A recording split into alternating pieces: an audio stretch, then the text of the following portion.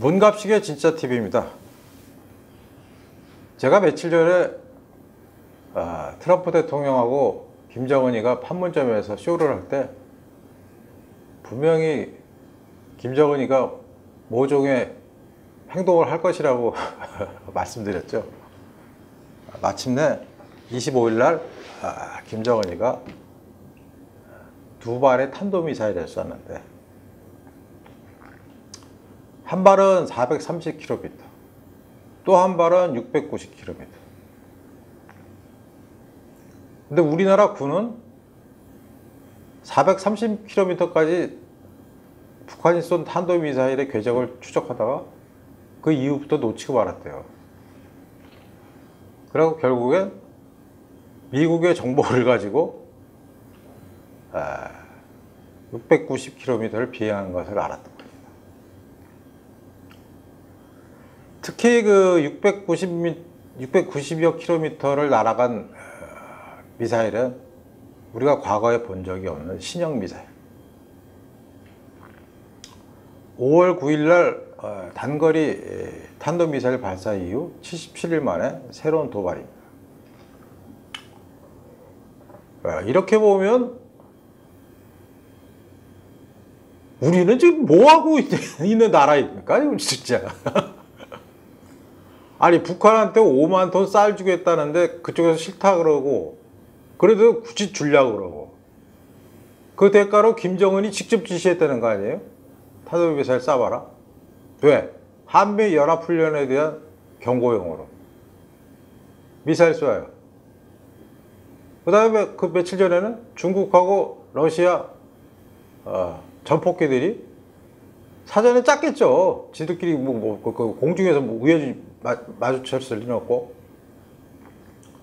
독도 인근을 마음껏 들어왔다 나갔다 하면서 농락하고 그러자 우리나라 국방부에서는 서울에 있는 러시아 대사관의 한 무관이 한 말을 마치 러시아 정부의 공식 유감 표명인 것처럼 발표했다가 러시아 정부에서 부인하면서 그야말로 개망신을 당했죠. 그런데 더 놀라운 것은 러시아와 중국이 독도 인근을 비행하자 일본이 거기 우리 땅인데 왜 너희들이 끼느냐. 그리고 한국공군에 대해서 항의했대요. 너희들이 뭔데 그 우리 땅에서 위협 발사를 해.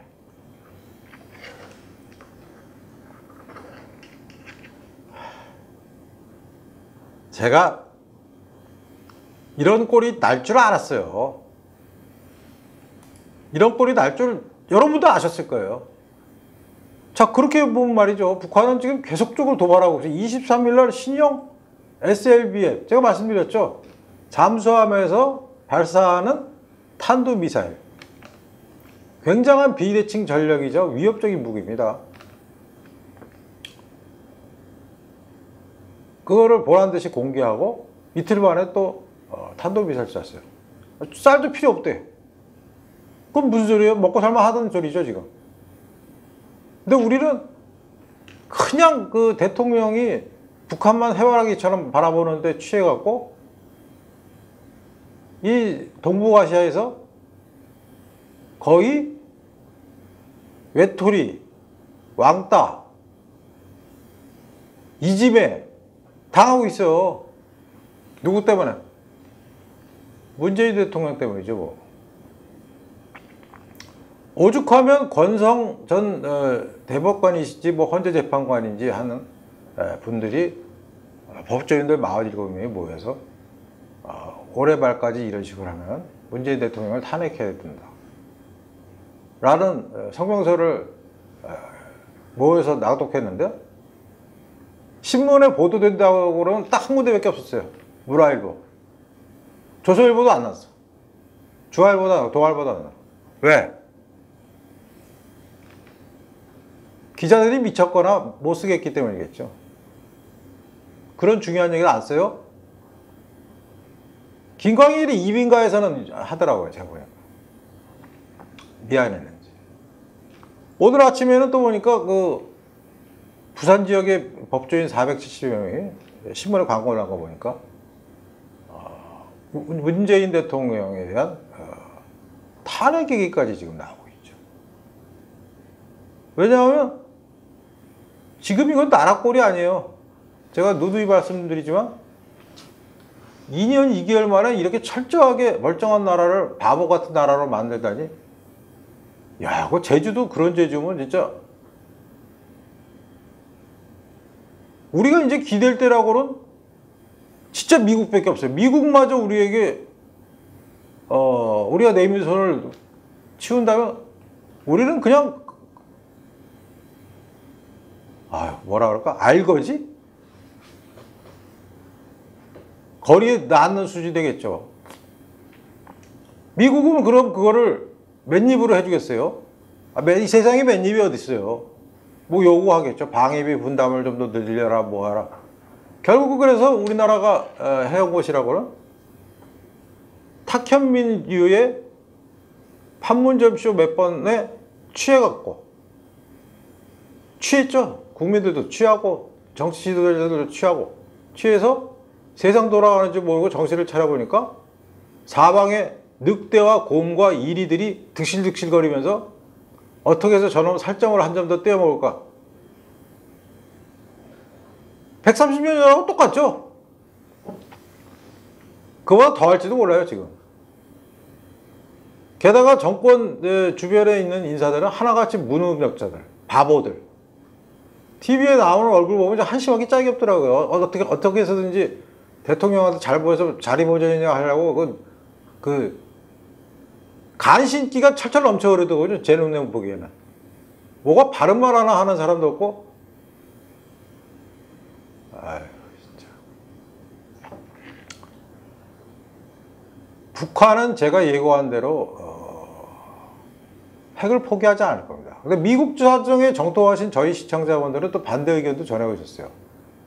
트럼프는 절대로 북한 핵을 용납하지 않을 것이다. 전 그분들 논리도 일면 타당한 면이 있다고 생각해서 지난번에 한번 소개해드렸죠. 그러나 제 예측은 그럼에도 불구하고 북한은 결코 핵을 포기할 것 같지는 않습니다. 제가 그렇게 얘기한 논리는 일관돼요. 왜냐하면 이 핵이라는 거는 북한이 포기하기에는 너무 많은 자산이 들어갔어요. 너무 많은 세월과 시간과 자산이 들어갔어요. 1950년대에 김일성이 처음 핵에 관심을 갖기 시작해서 3대에 걸쳐서 이룩한 자산을 걔네들이 아무리 대미관계가 중요하다고 해도 포기할 리가 있겠습니까? 저는 절대 포기하지 않는다고 생각합니다. 근데 미국의 사정이 능통하신 분들은 제가 소개시키다시피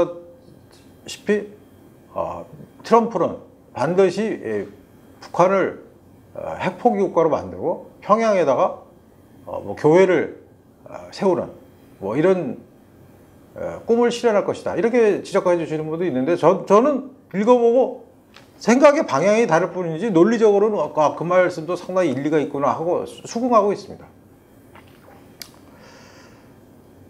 이렇게 북한이 우리를 깔보게 된 이유는 말씀이죠. 그동안 너무 바보처럼 행동했기 때문이에요. 저번에 5월 달인가 뭐 날라왔을 때 국방부가 남들은 다 미사일이라고 하는데 뭐 불명예 발사체. 강도 보고 강도라고 못하면 강도가 신이 나겠죠. 더 자신감을 얻고. 이거 완전히 호구들이네. 지금 완전 호구들로 잡혔잖아요. 우리나라에 그렇게 기계에 있는 인사나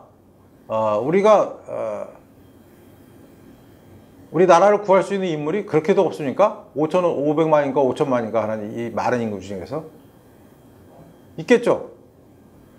전 적어도 10분은 계시리라고 봐요. 그런 분들이 좀 전면에 등장해서 이 한심하기 짝이 없는 정권에 혼도 좀 내고 우리 나라를 좀 이렇게 의견을 단합되게 해서 정말 신종 탄도미사일을 우리나라 군은 추적도 못 해버리고 김정은이가 직접 발사를 지도했다잖아요. 남한의 경고. 우리 거듭되는 경고에도 불구하고 남조선지에게 첨단 공격형 무기들을 반입하고 군사연습을 강행하려고 열을 올리고 있는 남조선 군부 호전 세력들에게 중요한 경고를 보내기 위한 무력 시위의 일환으로 신형 전술 유도무기 사격을 조직하시고 직접 지도했다. 지난번에는 위력 시위 사격이라고 했는데 이번에는 신형 전술 유도무기 사격. 김정은보다도 못한 우리나라 군부. 자, 또 이리 비아냥을 했어요. 이건 김정은이 말입니다. 남조선 당국자들이 세상 사람들 앞에서는 평화의 약속을 연출하며 공동선언이나 합의서 같은 문건을 만지작거리고 뒤돌아서는 최신 공격형 무기 반입과 합동 군사연습 강행과 같은 이상한 짓을 하는 이중적 행태를 보이고 있다. 우리는 부득불 남쪽에 존재하는 우리 국가 안전에 잠재적 직접적 위협들을 제기하기 위한 초강력 무기 체계들을 줄기차게 개발해 나가야 한다. 남쪽에 존재하는 우리 국가 안전에, 우리라는 건 북한이죠. 안전에 잠재적 직접적 위협이라고 하면 주한미군 얘기하는 거죠. 또 이랬는데 김정은이가 남조선 당국자가 사태 발전 전망의 위험성을 제때 깨닫고 최신 무기 반입이나 군사연습과 같은 자멸적 행위를 중단하고 하루빨리 지난해 4월이나 9월과 같은 바른 자세를 되찾아나간다는 권한을 남쪽을 향해 오늘의 위력 시위 사격 소식과 함께 알린다. 문재인 대통령 보고 경고 협박한 거죠. 너 한미 군사훈련 하지 말고 작년 4월이나 9월처럼 판문점에 와서 머리 조아리고 손이나 잡고 무용 관람이나 하다 돌아가. 그러면서 아무리 비위가 거슬려도 남조선 당국자는 오늘의 평양발 경고를 무시해버리는 실수를 범하지 말아야 할 거죠. 아주 누가 위고 누가 아래인지도 모르는 거예요. 이거 완전히 뭐 형이나 삼촌처럼 구는 거죠. 이 녀석이. 그런데 더 이상한 게 하나 있어요. 문재인 대통령은 이 북한 미사일이 날아올 때 또 무슨 그 NSC 그 회의에도 참석하라고 소집도 안 했다던가. 그리고 어떤 분이 그 저한테 전한 말에 따르면 문재인 대통령이 자꾸 그 무슨 비행기를 타고 해외 순방에 갈 때 그분 말고 다른 사람들이 뭐 다른 사람들도 탔겠죠. 근데 누군가 자기는 의사가 타고 있는 거 아니냐 이런 식의 의심을 한 메일을 저한테 보내왔더라고요. 그래서 아니 문 대통령은 왜 진짜 이런 그 중요한 시기에 대통령으로서의 단호한 그 입장을 보여주지 못하고 항상 이렇게 부하들에게 모든 것을 떠맡기고 뭐야 이거 소리가 나오네. 죄송합니다. 아주 이상한 행동을 보이시는데 그게 진짜 그 일반 국민들의 우려처럼 무슨 어디 건강에 문제가 있으신 겁니까? 아니면 그냥 의도적으로 그렇게 일부러 그렇게 하시는 건지. 그래서 우리가 지금 걸어가는 길은 건국 이래 1948년에 우리나라가 건국했죠. 정부가 수립됐죠. 건국 이래 한 번도 경험해보지 못한 상황을 지금 맞고 있는 거예요, 저희가. 한 번도 보지 못한 상황입니다. 이렇게 잘 살고, 이렇게 부유하고, 이렇게 좋은 위치에 있는 상황을 2년 2개월 만에 진짜 한 번도 보지 못한 이상한 그 골짜기로 국민 전체를 끌고 들어와서 뭐 많은 수법이 필요한 것도 아니에요. 뭐 이렇게 우파들 공격하고 무슨 친일 논리 내세워갖고 우리나라 이상한 방향으로 몰아가죠.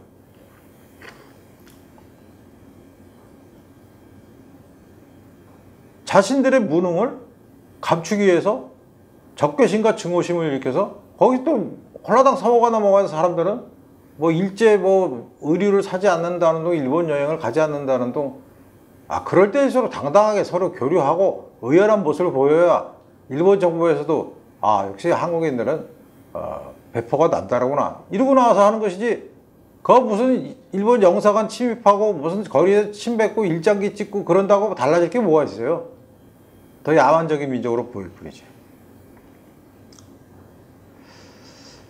자, 중국과 러시아, 일본 하나도 버거운데 세 나라에게 돌림방을 당하는 나라, 그리고 국민들의 눈앞에는 친일이냐 반일이냐 밖에 보이지 않는 나라. 그 결과는 우리가 비록 60년대 70년대 가난했을지언정 잘 살아보자는 열의와 투지로 뭉쳤던 나라하고는 정반대의 모습이죠. 뭔가 뇌가 송두리째 빠져버린 좀비 같은 나라로 변질해서 좀비들이 한 번도 경험해보지 못한 벼랑을 향해 집단 행군하는 나라, 그런 나라가 되지 않기를 저는 의식이 있는 애국 시민들과 정말 그 걱정을 함께 나누고 싶습니다. 예, 문갑식의 진짜TV는 기존의 신문이나 방송에서 볼 수 없었던 특종이나 뉴스 뒤에 숨은 진짜 뉴스, 그 스토리를 만들어서 여러분께 전해드리는 코너입니다.